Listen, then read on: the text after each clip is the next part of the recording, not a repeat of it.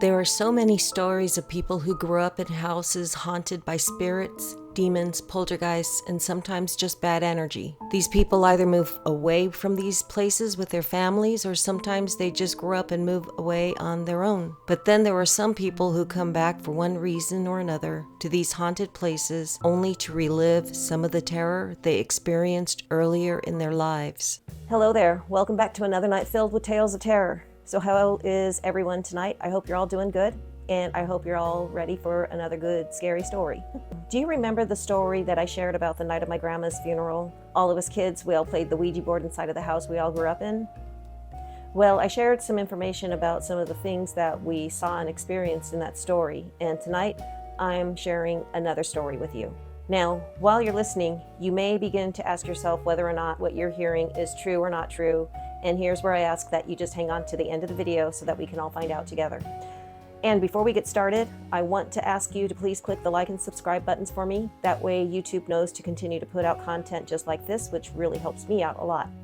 So, turn down the lights, get comfortable, and let's begin. Way back in the early 1970s, my dad bought us a house with a dark, diabolical history that we would only come to discover over the years of living there. The house itself was large and drafty, so many of the unexplainable noises and sensations everyone heard and felt were explained away as, oh, it's just an old house. It was, but this old house was in great condition, meaning there really wasn't much in the way of necessary improvements to be done, except for some remodeling of the kitchen and kitchenette area, which was a unique room within the house.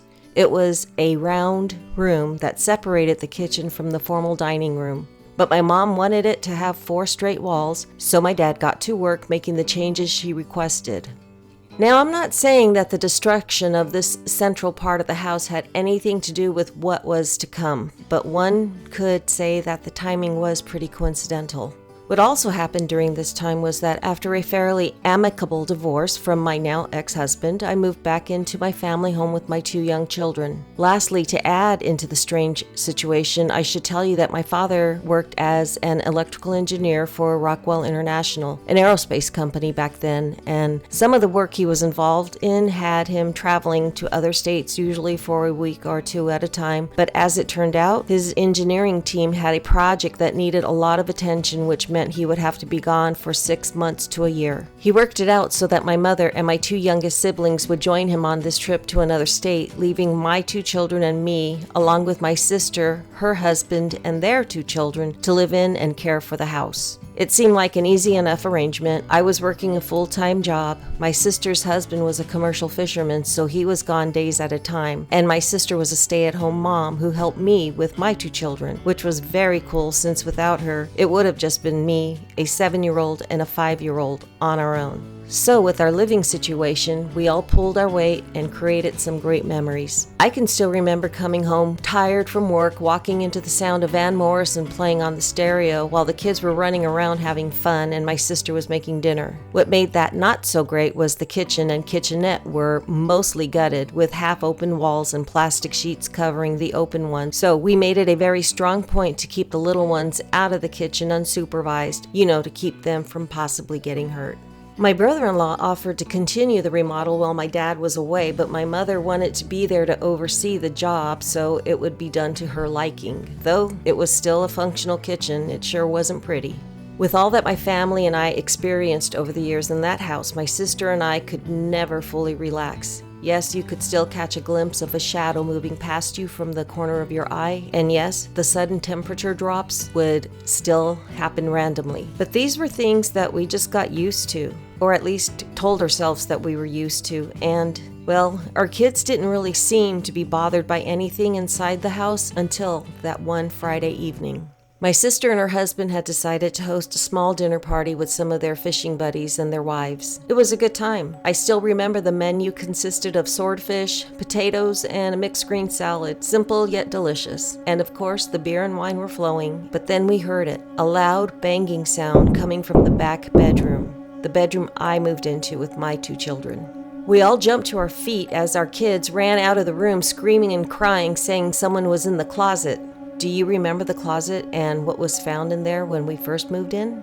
My brother-in-law asked all 4 kids if they'd been making the banging noise, and they all said no through frightened tears. So thinking an intruder likely got in through the window inside the closet, he ran into the room and shoved the doors open. It was empty, except for a few boxes that toppled inexplicably to the floor. My sister and I knew in our guts it wasn't the kids. It was something that had been lurking inside the house for as long as we'd lived there.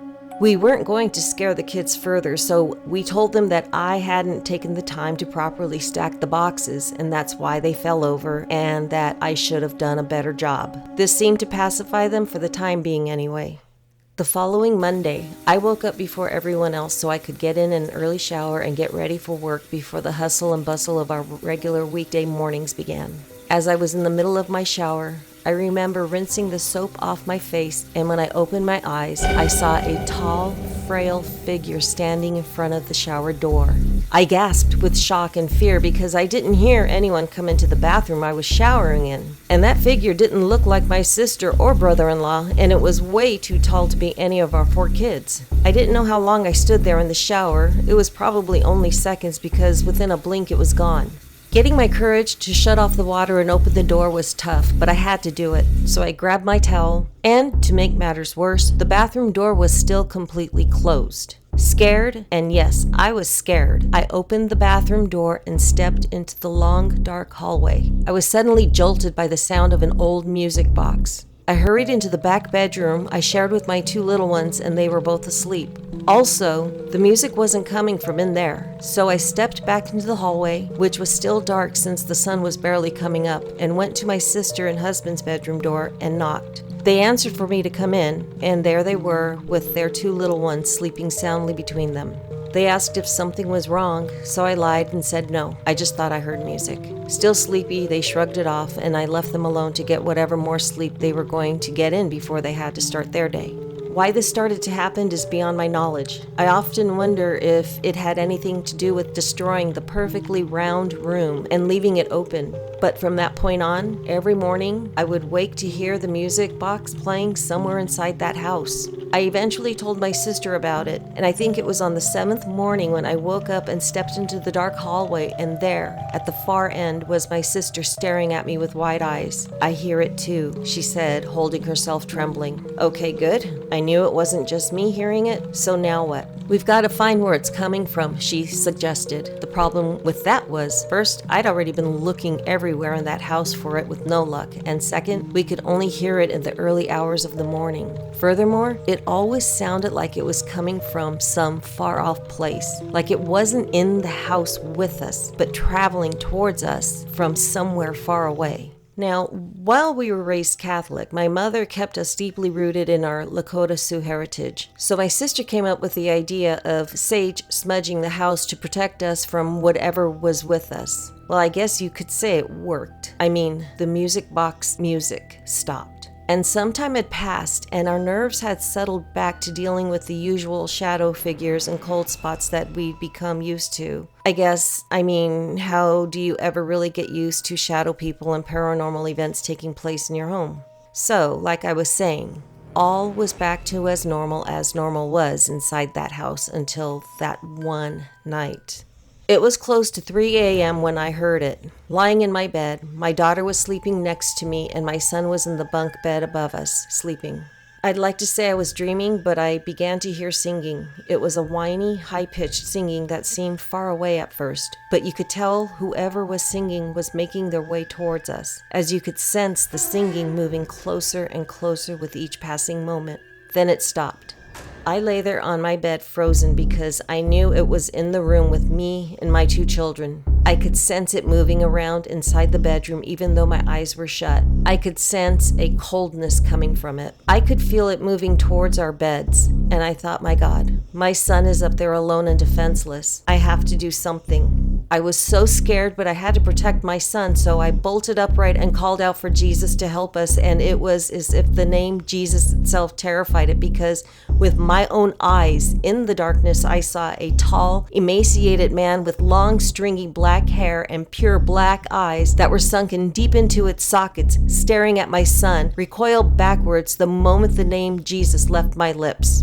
Unable to yet move from the horror of what I was looking at, I sat and watched as this thing completely disappeared into thin air. After a few moments, I realized I'd been holding my breath as I let out a loud gasp, waking my children. They asked me if I was all right, and of course I said yes. I told them I was just having a bad dream. It would be a few years before that emaciated entity would show up again, and when he did, I believe he was out for vengeance.